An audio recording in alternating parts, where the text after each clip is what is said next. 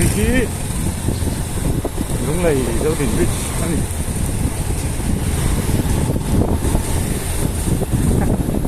có số kia thì nè không biết cho nó đi về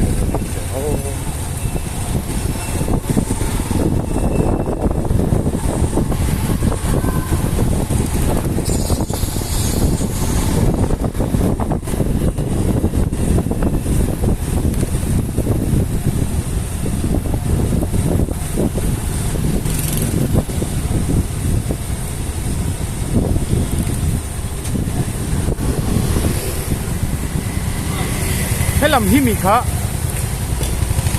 eo si lam kha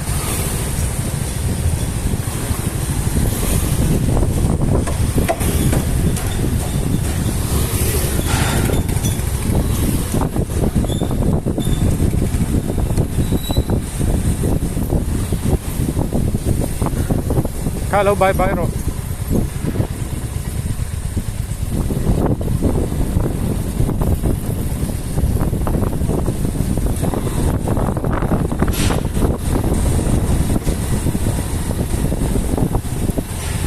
LC Square, Rampart, Salem,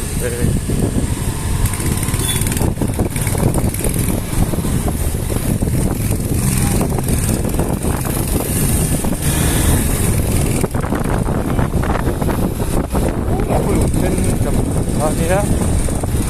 cái làm gì đồng cài chế xe họ sẽ còn nó làm thay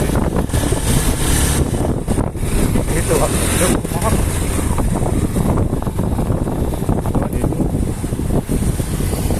thì làm cái gì phải làm cái xe không có xe đúng rồi lắm.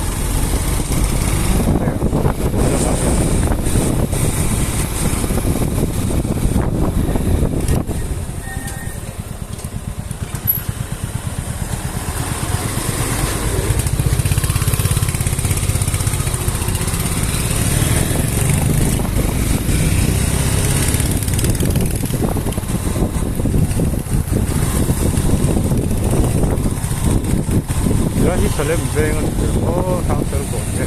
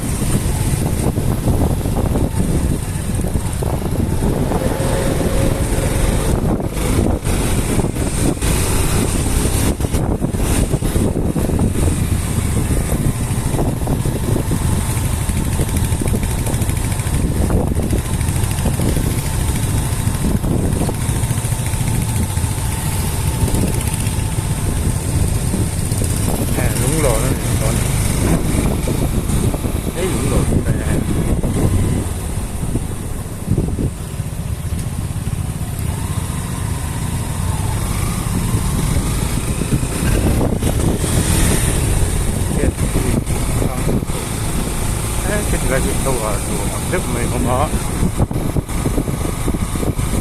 cancel phone làm gì phone kia rồi cũng tập tắc này motor rồi chẳng cái lại trên đi xe Bob